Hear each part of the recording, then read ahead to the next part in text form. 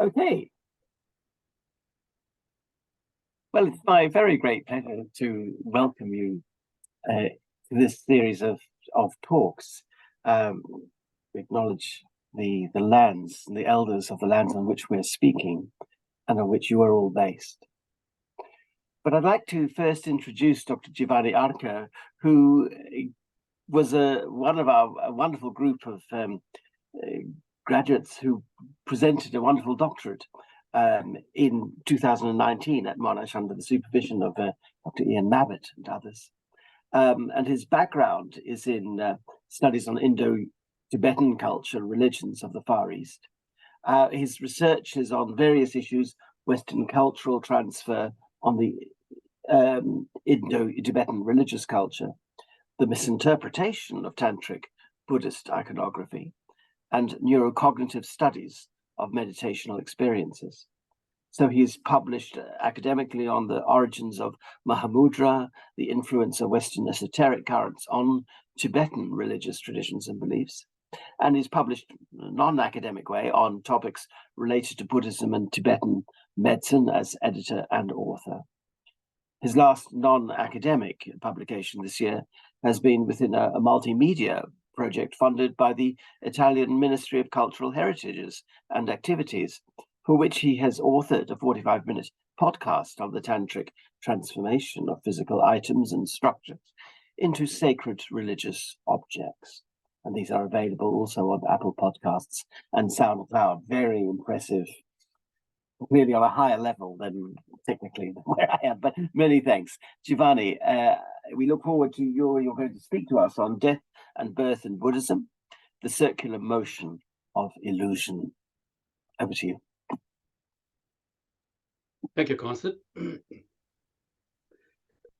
So before getting into specific details, I would like to start in a bit indirect way, which is, however, rather relevant for the Buddhist perspective on transmigration, saying that the main reason why almost everybody is interested to know if something happens and what happens after death seems linked to the idea that all we know about is life, and the end of life seems like a jump in the dark. But a concept that is quite connected to the Buddhist understanding of the world is that in reality, we don't even actually know what life is. What is this thing that we call universe? What any kind of existence fundamentally is? We are still trying to figure out the nature of what we call reality and our life as a part of it. There's been a very recent article by Andrew Ponson, who is professor of cosmology at the University College in London. And he said that we should think at galaxies, for example, not so much as we have done up to now, like a sort of predictable machines, but rather more as animals, auspicating a shift from a somewhat restrictive Newtonian physics. Well, this is just an example to say that although it appears that when we die, we are leaving a comfortably familiar place, we should perhaps acknowledge at a deeper level that the existence is still a mystery as much as death, especially when in a Buddhist perspective, we may think that our experience of reality is fundamentally unreal.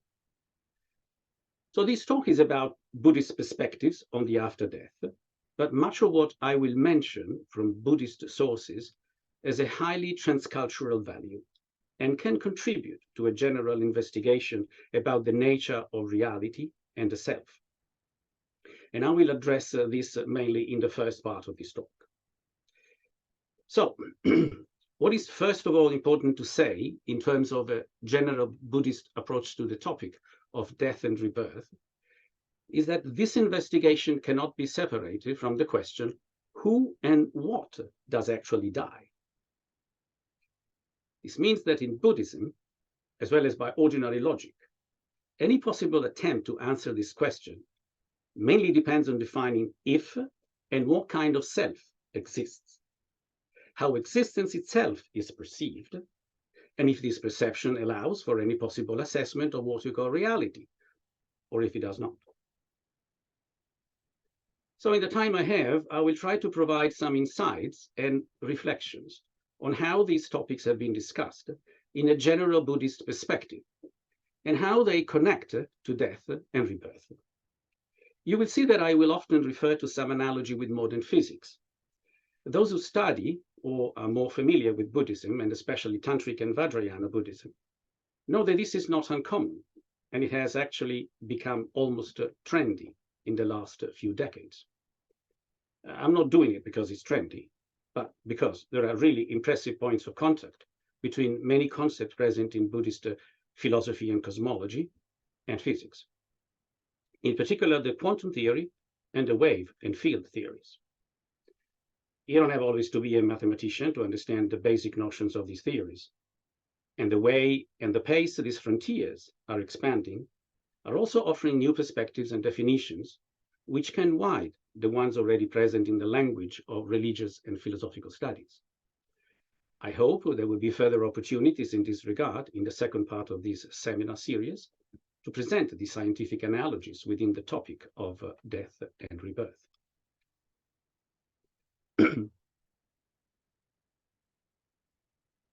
As I believe it is quite expected, in Buddhism, there are different traditions that have elaborated different doctrines.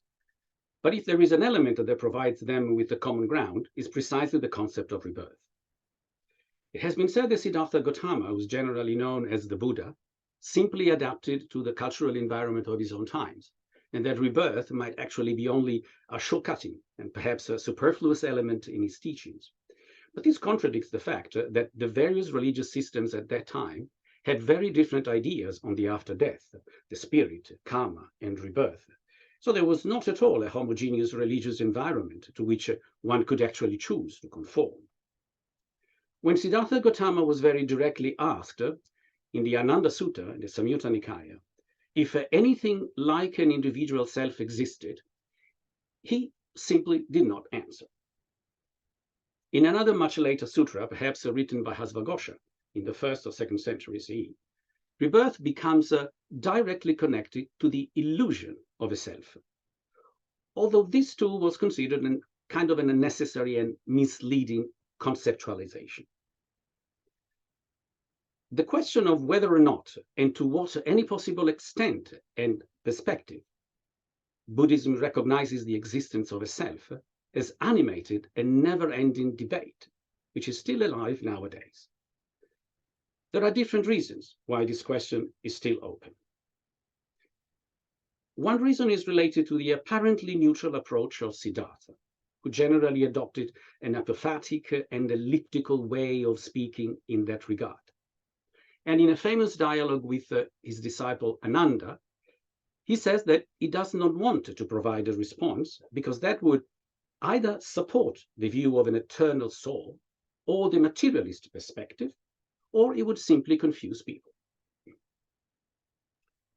Another reason is that this kind of no answer of Siddhartha may be interpreted not only as his pragmatic way of avoiding unnecessary distractions on the Buddhist path, but also inferred as a strategic yes-no answer, meaning that in the process of death and rebirth, the composite cluster of energy, matter, cognition, and consciousness that forms living entities like us can be subject to a complex array of variables and possibly concurrent factors, which would only be reductive and misrepresenting if described through a logical process, whether by inclusion or exclusion. But I think that the main reason is connected to different translations of a few key words whose interpretation has proved to be doctrinally crucial. The intricate debate about the self and also about its problematic conceptual relations with rebirth may have in fact originated from successive different interpretations of Pali words that express interrelated but possibly distinct values of permanent and constant, in particular the word anatta as the negative definer of the Atman, the pre-Buddhist concept of the non-relative and non-created essence of existence, present in any form of life, including human beings. What we can reasonably argue in the context of the early documents of the Pali Canon is that the self has a composite nature, which we can define as ordinary and non-ordinary. The ordinary self is shaped by both karmic traces and impressions left by experiences through our senses and the mind processes, including various types of emotionally driven clinging. This is the self that Siddhartha considered as impermanent and illusory, and the one responsible for continuing the karmic shaping of future rebirths. But Siddhartha never explicitly negated any idea of the Atman, and therefore we can also argue for the presence of a non-ordinary or ultimate self, an Atman that is not to be intended as a personal and exclusive soul or an individual ego, but as a non-differentiated and non-dual nature, which is nevertheless in a non-created and trans-temporal identity and coexistence with both the relative self and the non-relative dimension, also called Dharmakaya, a concept that has also inherent strong cosmological connotations. Siddhartha was apparently not interested in any speculation about the existence or non-existence of an individual and permanent self. In the Sabbasava Sutta, in the Majjhima Nikaya, Siddhartha almost forcefully highlights a list of questions that, according to his opinion, do not bring anywhere, except to being distracted from the path. It is interesting that all these questions deal with who or what we are, past and future lives, and our connections with that. And he defined this question as a kind of thick bush, or chains, that represent nothing else than as many causes of recurrent birth, distress, aging, suffering, death, and rebirth. Buddhism takes instead much interest and care to the process itself, rather than to speculations on the process of death and rebirth, and to connecting the cycle of death and birth to the actions, because the actions are both what leads to rebirth and what it may allow us to liberate from rebirth. The main reason why Buddhism is phenomenal and pragmatic is that it considers philosophical inquiry not useful if it is just an intellectual pursuit, but only as a methodological aid to the experiential knowledge. Rebirth is certainly a staple element in Buddhism. However, it is also true that it is largely derivative and not at all a central episteme. In other words, birth as we intended is considered in Buddhism just a part of a more general and much wider concept of bhava, a Sanskrit word that can be effectively translated as becoming, as well as an inevitable consequence of a type of relative disturbance occurring in an otherwise immutable, non-created, and undefined state of reality. It is in this sense that Buddhism does not see birth as a particularly felicitous event, but rather as the inevitable outcome of a phenomenal process in which we are both the subjects of actions and the object of their consequences. Because of this, we could metaphorically say that we are at the same time the victims and the perpetrators.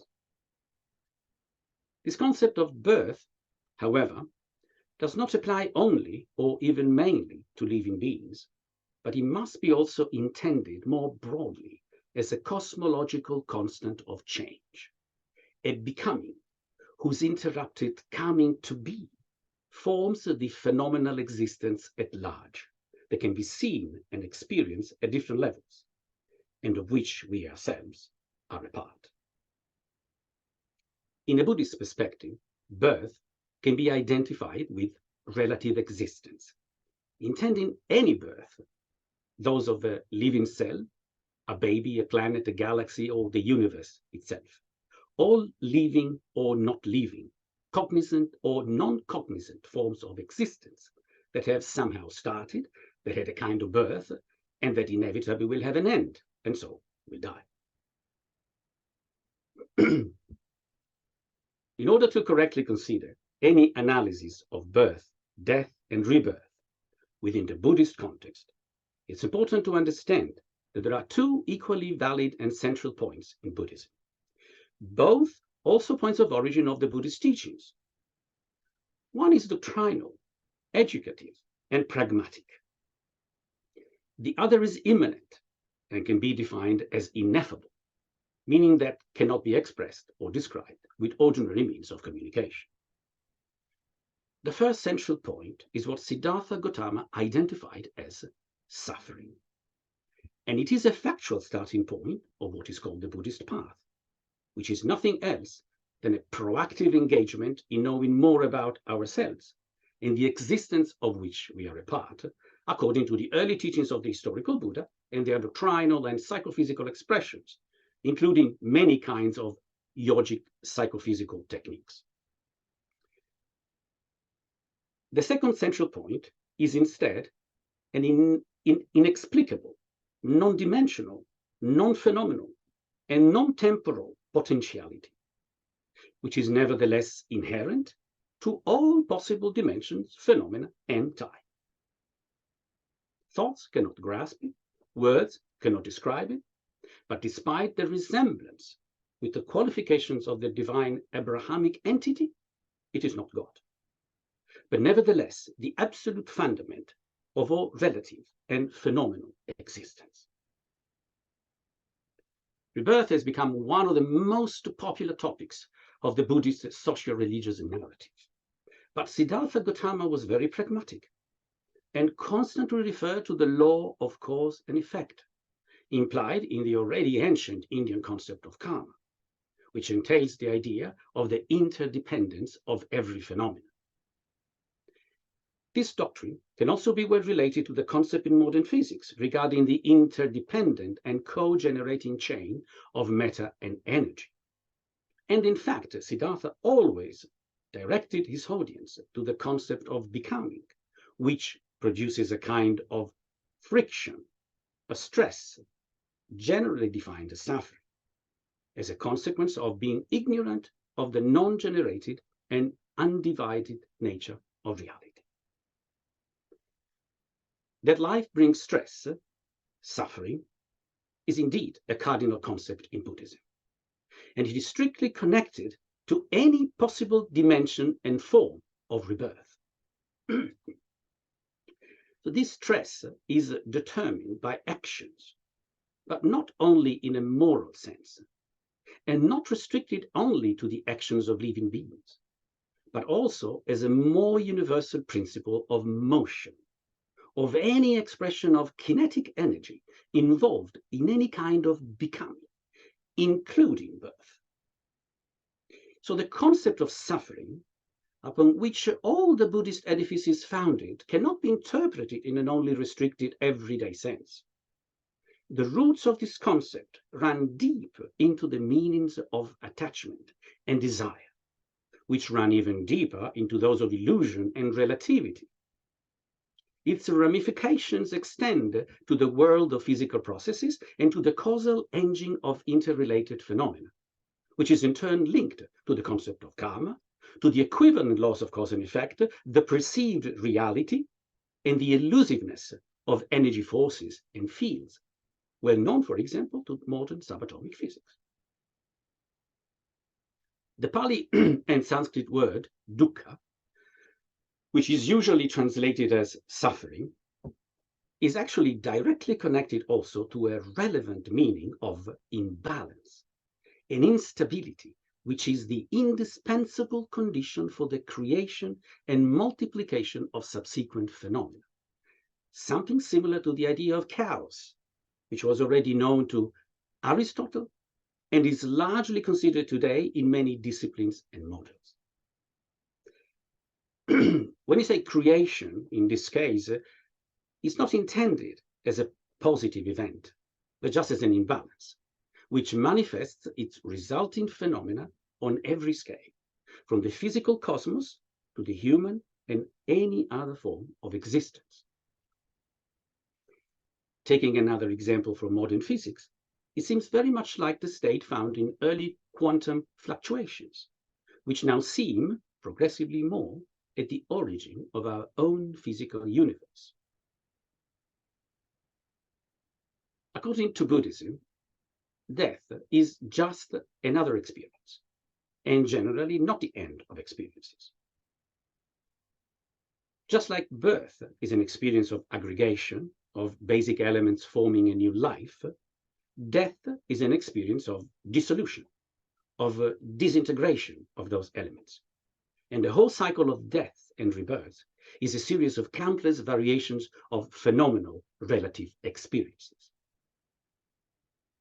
The almost totality of these deaths and rebirths consists in a complete disintegration of any continuity of individual consciousness. An infinitely small number of them results in forming living entities with some cognitive ability to question and investigate their own existence and the nature of reality itself, like it happens in our case as human beings. And in an absolutely negligible number of births, some living beings may show bridges of awareness, connecting them to the infinite waves of existence that we usually define as previous lives.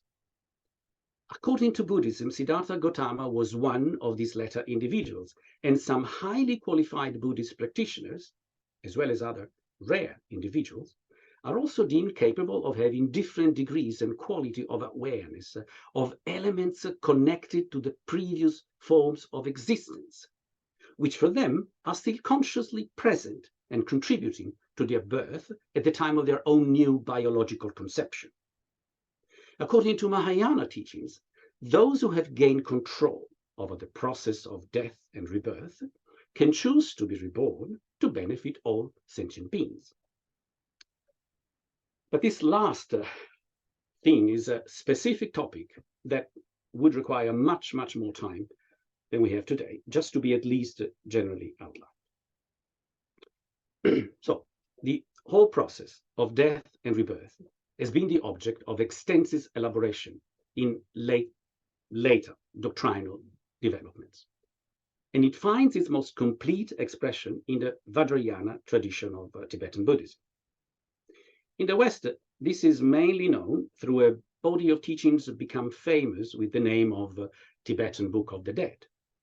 But the original title in Tibetan translates in reality as Liberation Through Hearing in the Intermediate State. And as the title suggests, the process of death is analyzed in the different stages of the disaggregation of the physical elements and the state and stages between the previous life and the next. The original text is very detailed and published in many different translations and editions. If anyone would be interested, I can give a link to the website, and I can provide some references to editions that are more reliable and more representative of the original Tibetan text. Regarding the existence of an afterlife, again, it is all a matter of establishing what we actually mean by that. If we mean the existence of our own self, like an individual person, Buddhism does not fundamentally contemplate anything like that, because this would entail the existence of an ego-shaped individual singularity, transmigrating from a life form to another. What we call I, our physical and cognitively assessed identity and singularity, is defined in Buddhism as just an accumulation of impressions, like tracks on sand that will be washed away by the next wave. However, Buddhism acknowledges rebirth in different realms of relative existence or dimensions, among which the human life. And death itself is considered an experiential process. Although we can say that Buddhism recognizes an afterlife, meaning some form of existence after this life, this way of proceeding does not really work in a Buddhist perspective. The main point in Buddhism is, in fact, not concentrating the attention on what will happen after we die, but on the process itself on what happens while we are dying, and on what drives us to being reborn, which can be seen as driving some traces of what we call I into another stream of relative existence. When advanced Buddhist practitioners apply some meditative techniques, what they do is attempting to purify their psychophysical dimension, experiencing as much as possible the dissolution of their relative perception, or either developing an integration into a non-relative state of mind. In both cases, this is a kind of death to the ordinary experience of reality. In Buddhism, we may actually speak of constant and innumerable deaths and rebirths that happen every instant on every level of existence. To posit a continuity between death and rebirth in Buddhism may seem in contradiction with the doctrine of no self, but only if by self we mean exclusively our relative experiential accumulation of impressions, which forms an illusory transient identity, which includes our physical dimension. But if we postulate that the self is the corruption, the disturbance of an original immutable matrix of pure potentiality, unexpressed, but from which everything can manifest, and we are able to access the source of our ordinary mental constructs, which is considered being somewhat behind the ordinary mind, and consciously and permanently remain in its recognition, well, then our relative self is removed from our existence, and we become able to avoid rebirth. And so, in a typical Buddhist perspective, to avoid suffering. And if this process is not complete, because we die again before we are able to do that, according to the traditional view, our previous training and or life experiences will represent a relevant part of the energy traces that will contribute to our new phenomenal existence, traditionally called karmic traces, therefore shaping our new life in ways and circumstances that will likely be more favorable to, for example, introspection, and possibly to encountering teachings and practices that will help us to continue on the path we have begun. In the Brahmajala Sutta of the Digha Nikaya, it is also reported that Siddhartha Gautama considered his own death as the final release into a state where he would not be seen anymore. A similar concept occurs in the Anuradha Sutta of the Samyutta Nikaya, where he states that the conscious principle of one who is liberated from the cycle of death and rebirth cannot be located anywhere. The Sanskrit and Pali word for this existential cycle of birth, life, death, and rebirth is samsara, which describes an idea of flowing, wandering around, with an implied strong connotation of universally changing continuum. And in a complementary view, the meaning of the word can also be referred to a cycle of growth, decay, reabsorption, and regrowth. In another sutta of the Digha Nikaya, the Attiraga, we find another example made by Siddhartha on the final destination of a liberated individual, described as rays of light that do not reach anything, anywhere, and just exist. The death of those who have ceased all attachments, internal and external, is therefore the absorption into a primordial, absolute matrix of what would appear to be a kind of conscious energy, beyond space-time and phenomenal existence. To make it clear that this state is not really describable, but can only be experienced, the reported words of Siddhartha Gautama depict a state that is clearly incomprehensible. And the words are these ones. One who has arrived at the final stage of liberation, after death, he exists. He does not exist. Both does and does not exist. And neither does exist and does not exist. So the only possibility that these contradictions may actually coexist is that the state Siddhartha is referring to is outside the cycle of death and rebirth, or dissolution and recreation, which means outside change, action, and any other aspect of any conceivable form of existence.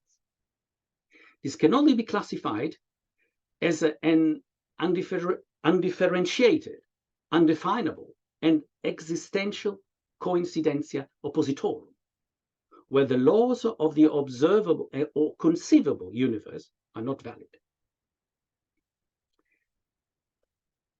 And regarding this coincidentia oppositorum, as a kind of side information, Nicholas Cusanus, who wrote about this coincidence of opposites, interestingly said that it was the least imperfect name for God, whom he considered being everything just because there is nothing that God is not. It's quite an assessment, strikingly similar to the Buddhist perspective, especially if we think that he came from a 15th century Catholic cardinal. The death of a common individual is instead considered very differently. The relative existence of anyone within the cycle of becoming, or death and birth, in absence of higher meditational skills and achievements, is subject in various degrees to the so-called wind of karma, the phenomenal chain of cause and effect related, and not only morally, to any action performed during their life. In Buddhism, life is considered as a circular chain of 5 aggregates called skandha in Sanskrit. There are in constant, ever-changing causal dynamics, which renovates itself through itself like a self-devouring entity feeding on its own flesh, in an endless self-sustaining cycle whose main and inevitable outcome is always dukkha, that friction or stress that we usually identify and feel as suffering. The aggregates that form an individual are the body, composed by the 4 elements of earth, fire, air, and water, the sensations, the perception of external entities through the senses, the mental constructs, and the consciousness or awareness. At the moment of death, all these elements disaggregate and dissolve, like rain absorbed into the soil, disappearing as rain, but nevertheless remaining dispersed into the earth. Or to make another example, we can think of ourselves as made of water, and then, like a drop, we are falling into the ocean. Yes, our water is still there, but it will be very hard to find it, and therefore very hard to talk about any remaining individuality. Anything we would commonly define as individuality will be gone. But actually, since in Buddhism, individuality is considered being a fleeting cluster or perception, an illusion created by our own karmic vision and attachment, it is only this illusion that is actually disappearing, because nothing we perceived as our solid and objective existence has ever been present in the first place. According to Buddhism, common individuals simply fail to recognize this, and therefore, at the moment of their death, an illusion is all that remains of themselves, like the fleeting existence of a drop of dew in the sun. However, when the Philtikas, which was a name to indicate people that were generally materialist and who were inclined to indulge in conceptual analysis, when they asked how it was possible that all human faculties and personality expressions existed without a self, and they had to be considered just illusions, the answer of the Mahayana followers was simply that an illusion is a mere analogy, and that beyond analogy, it is nothing to meditate on. Siddhartha avoided talking about that and mainly outlined that what happens in the past conditions the present, and the present conditions the future. A wise, but rather simple and common sense statement that is valid everywhere, every time, and for everything. Almost all fundamental Buddhist doctrines can be interpreted as both practical advice, existential explanations, and cosmological outlines. There is not any deep conceptual trench between laws of ethics and laws of physics, between morality and sociopolitical outcomes, between death, rebirth, and the aggregation and disintegration of the cosmos. The phenomenal cycle of existence that is called samsara is completely equivalent to the well-known law of the conservation of energy, which entails that new energy cannot actually be produced, but only transformed into different states. So death and rebirth are just part of a transformative cycle of energy, according to the waves and resonance produced by our phenomenal existence. In a wider Buddhist perspective, we are nothing more than fields of energy, which happen to be arranged in such a way to grant us a cognitive awareness of our own existence, similar to the scientific hypothesis of the presence of an energy system in the human body, and quite the same of the recent developments in quantum theory regarding the relation between matter and energy, and also of consciousness itself as a form of energy. Human life is considered precious in Buddhism, but not in itself, but just because we have the cognitive possibility of becoming fully aware of our own real nature, a nature that is to be intended as the objective fundament of our only subjective appreciation of reality. So according to Buddhism, human life is at the same time a cage and a precious opportunity. It is a cage because we are prisoners of an existence on which we have no control. We were born, we get old, and we die, whether we like it or not. And it is an opportunity because we have the possibility of assuming a certain control on the process of death and rebirth. In the so-called Buddhist path, people have to use what they have to reach a point where there is not an illusory I anymore, so that no one remains to perform any action. There is nothing to take, nothing to give, with a resulting zero balance of cause and effect of karma, and therefore no involuntary inertia to conflate again matter and energy, reproducing a rebirth and life.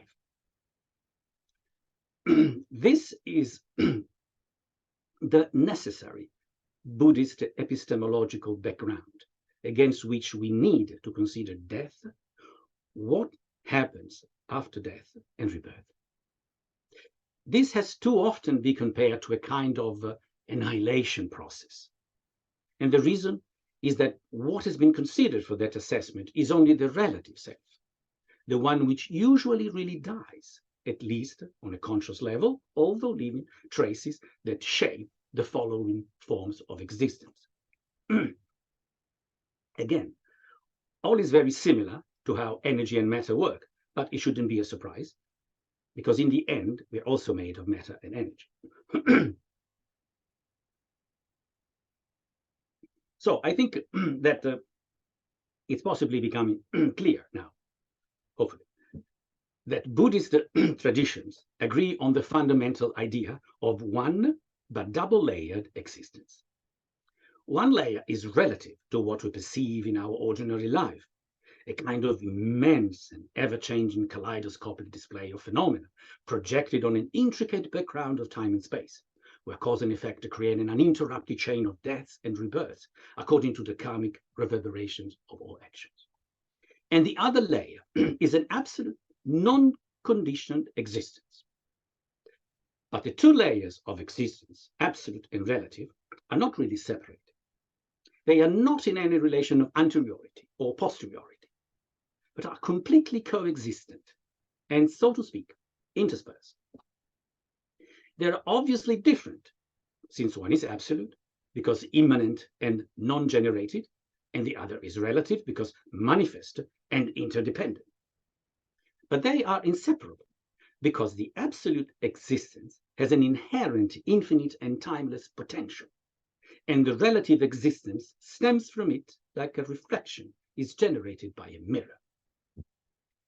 This is the concomitant equality and difference of samsara and nirvana. Samsara defines the cycle of transformation of anything generated by the illusory appreciation of relative existence. Nirvana is a word that indicates the absolute reality as self-present and self-aware. And it is undefined because it is void of any manifestation, thus void of any becoming and transformation. Fundamentally, there is only one reality, but according to Buddhist practices, countless ways of not realizing it. So birth, life, and death in Buddhism are therefore different expressions of the same relative existence, and they are all directly connected to the law of cause and effect.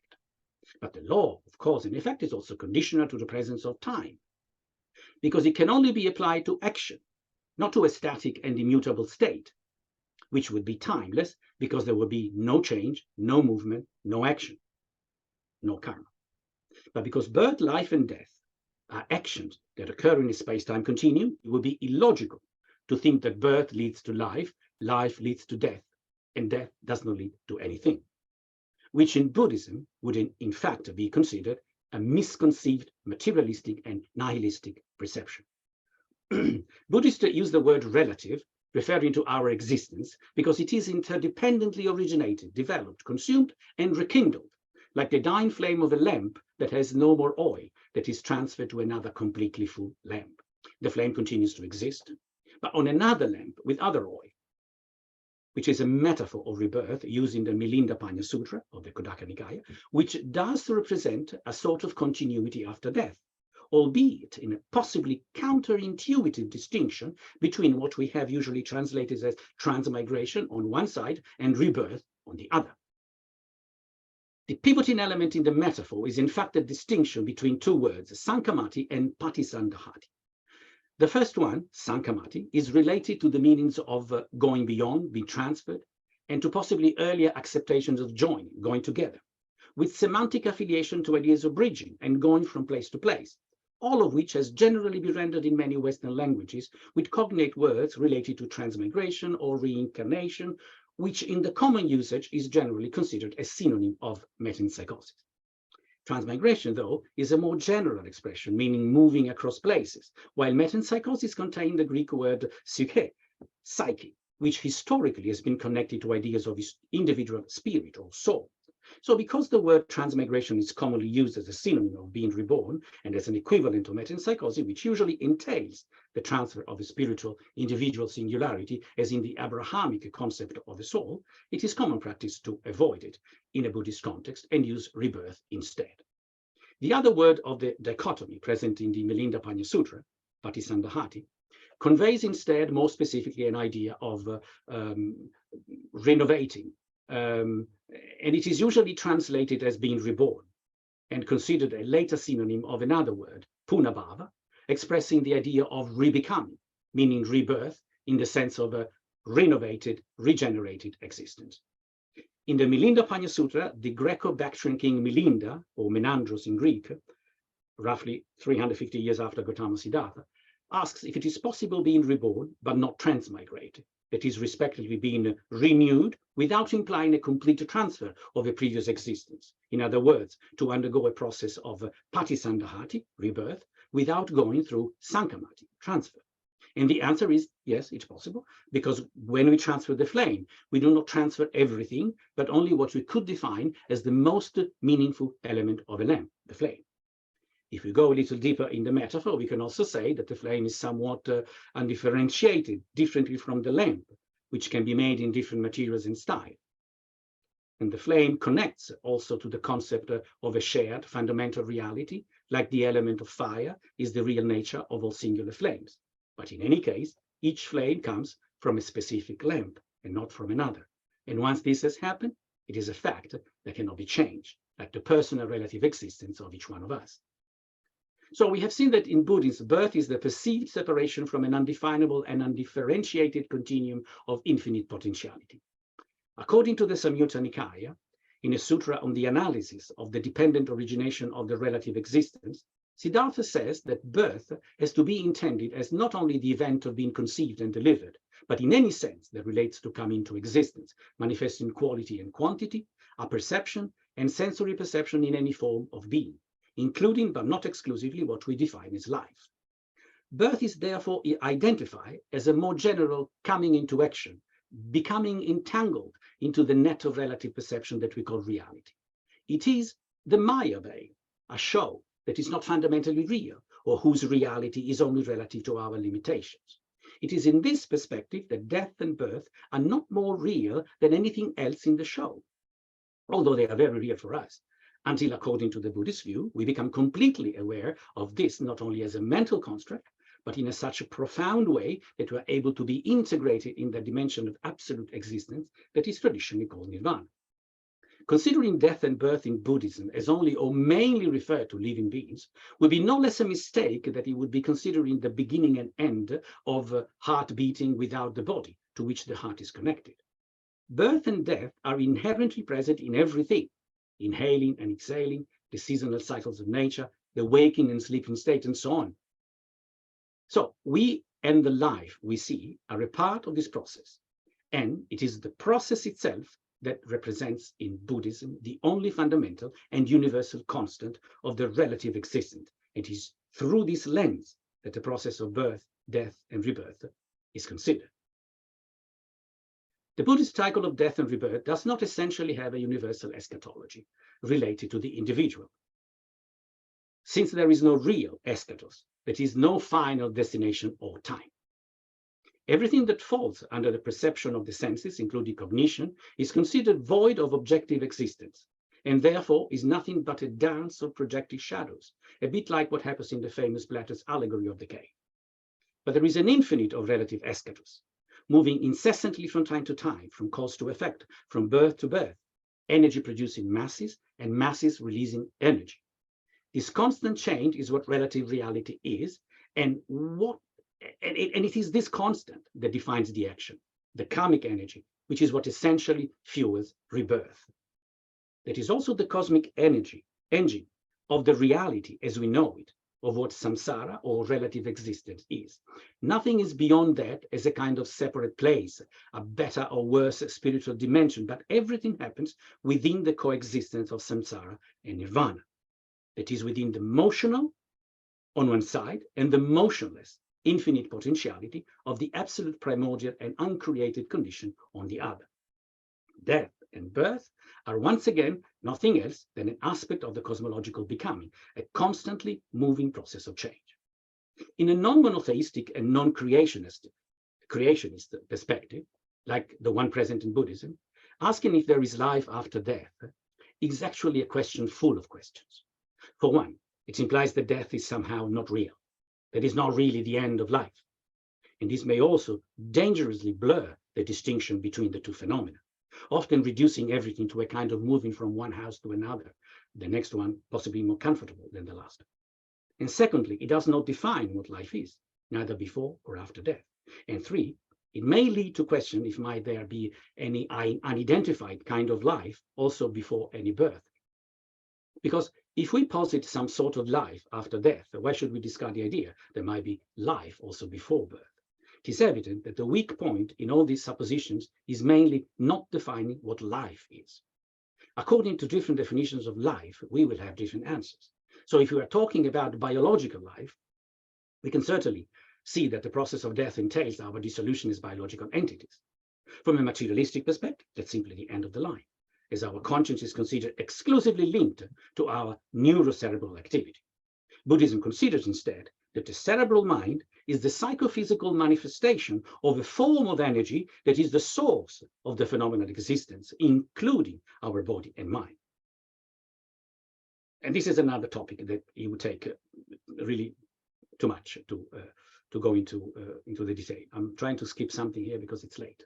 So The Samyutta Nikaya reports that Siddhartha Gautama claimed the non-evidence of any starting point of the cycle of relative existence, stating that its beginning is inconceivable.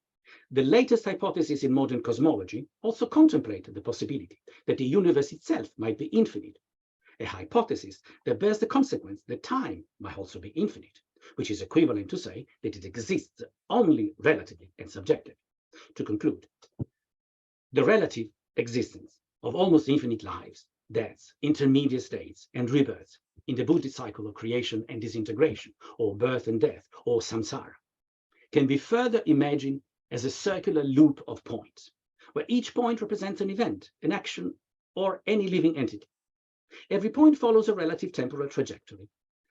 And if we could be an external observer, we will see that the sum of their relative motions is always zero, just because it is a circle. And as such, all the points cannot escape the cohesive trajectory that outlines its geometric shape, regardless of any motional direction within the circumference.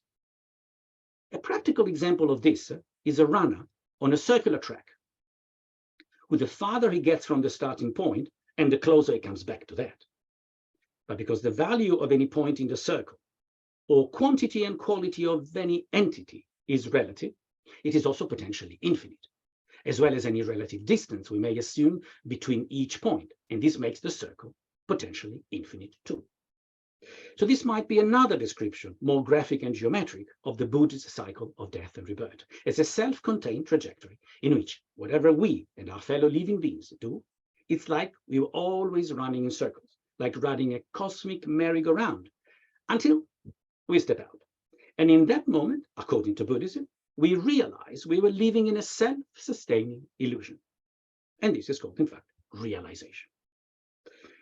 So this is, in essence, how I see birth, life, death, and rebirth as conceived and represented in Buddhism, as mentioned in the title of this talk, a circular motion of illusion. Thank you.